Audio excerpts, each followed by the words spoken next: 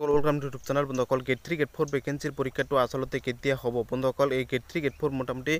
12,000 হাতান্তে 12,600 পদ মোটামুটি 13,000 পদ আনতে গেট 3 তিনটে স্টেপ গেট 4 তিনটে স্টেপ 6টা স্টেপ মিলি গেট 3 গেট 4 ভ্যাকেন্সি পরীক্ষাটো কেতিয়া হব বন্ধুসকল 100% মই আপোনাক মই এইটো ভিডিওৰ জৰিয়তে জনাই দিম বন্ধুসকল ভিডিওটো অনেক শ্বেয়াৰ কৰি দিব যিসকলে প্ৰথমবাৰ ভিজিট কৰিছে তেওঁলোকক মই অনুৰোধ জনাই দিম যে এইটো ভিডিওৰ পৰা আপোনালোকে গম পাব যে প্ৰিপাৰেচন কেনেকৈ কৰিব লাগিব কিমান ল'ৰা-ছোৱালী এপ্লাই কৰিছে আৰু কিমান ল'ৰা-ছোৱালী এপ্লাই কৰিব আগন্তুক দিনক এইটো মাহটো গোটেই মাহটোতে এপ্লাই কৰিব আজি হৈছে 15 ডিসেম্বৰ তাৰিখ সকলোৱে গমে পায় আৰু আজিৰ আৰু 15 দিন সময় আছে এপ্লাই কৰিবলৈ বহুত ল'ৰা-ছোৱালী এপ্লাই কৰিছে ইতিমধ্যে প্ৰায় হাততে 15 লাখ পাৰ হৈ গৈছে আৰু মোটামুটি হাততে 10 লাখ তো এপ্লাই কৰিবই আৰু এপ্লাই লাষ্টত বহুত ল'ৰা-ছোৱালী এপ্লাই কৰে কাৰণ সাৰ্ভাৰৰ প্ৰবলেম দিয়ে তেতিয়া এপ্লাইও বেছি কৰে হেউবে সাৰ্ভাৰ প্ৰবলেম দিয়াৰ কাৰণ এইটোৱে যে এপ্লাই বেছিকৈ কৰে কাৰণ লাষ্ট ডেট সব মুছাপি আহে হেউবে আৰু আপুনি মই ইতিমধ্যে এপ্লাই কৰিছে আপোনালোকে কৰিছে বহুতে মোটামুটি 80% ল'ৰা-ছোৱালী এপ্লাই কৰিছে আৰু আপোনালোকৰ যিসকলে পৰীক্ষাৰ বাবে প্ৰিপাৰেচন কৰিছে তেওঁলোকে এপ্লাই কৰিছে আগতে এপ্লাই কৰে যিসকলে প্ৰিপাৰেচন কৰে তেওঁলোকে গমে পায় যে মই এইখিনিৰ বাবে কষ্ট কৰি আছো মই আগতে এপ্লাই কৰিব লাগিব কাৰণ পিছতে প্ৰবলেম হলে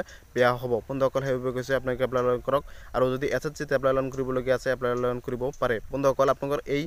12,600 পদৰ গেট 3 গেট 4 6টা স্টেপ মিলি গেট 3 তিনটা স্টেপ গেট 4 তিনটা স্টেপ 6টা স্টেপ মিলি পৰীক্ষাটো আপোনালোকৰ আগৰ ছেপ্টেম্বৰ মাহতে অনুষ্ঠিত হ'ব আগৰ ছেপ্টেম্বৰ মাহৰ আগতে আপোনালোকৰ এই পৰীক্ষামু অনুষ্ঠিত নহয় মই ইতিমধ্যে গম পোৱা মতে কাৰণ ইতিমধ্যে ফেব্ৰুৱাৰী মাহৰ শেষতে আপোনালোকৰ সাধাৰণতে এমপি ইলেকশ্যনৰ সাধাৰণতে ইলেকশ্যনৰ জাৰি কৰিব আৰু জাৰি কৰাৰ পিছত অসম চৰকাৰ কোনো এটা পৰীক্ষা হওক কোনো ৰিটেন এক্সাম হওক বাইবা টেষ্ট হওক কোনো এটা পদত এপ্লাই হওক কোনো এটা নচলে বন্ধুসকল কাৰণ ইলেকশ্যন এমপি ইলেকশ্যন লোকসভাৰ ইলেকশ্যন হয় আৰু ডাঙৰ ইলেকশ্যন হয় এইটো আৰু আপোনালোকে ইতিমধ্যে সকলো ৰাজনৈতিক দলে তৎপৰ হৈছে অসম চৰকাৰে সকলো বিষয়ববীয়াসকলে তেওঁলোকে সেইবোৰৰ লগত জড়িত থাকিব এই পৰীক্ষামু নাপাতে আৰু এক মাহৰ ভিতৰতে কাৰণ এইটো মাহ গোটেই মাহটোতে এপ্লাই হ'ব বন্ধুসকল 29-30 ডিসেম্বৰ তাৰিখলৈ এপ্লাই হ'ব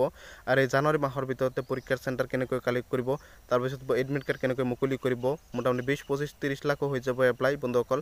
কেনেকৈ কালেক্ট কৰিব এডমিট কাৰ্ড কেনেকৈ কি কৰিব মোটামুটি 5 মাহ তো লাগিবই বন্ধুসকল এই পৰীক্ষামু পাতিবলৈ হেউবে কৈছো ইলেকশ্যন আছে এই পৰীক্ষামু ইলেকশ্যনৰ পিছত অনুষ্ঠিত হ'ব আগৰ ছেপ্টেম্বৰ মাহ মোটামুটি 8 মাহ ধৰি লওক 8 মাহ প্লাস ধৰি লওক সময় পাইছে প্ৰিপাৰেচন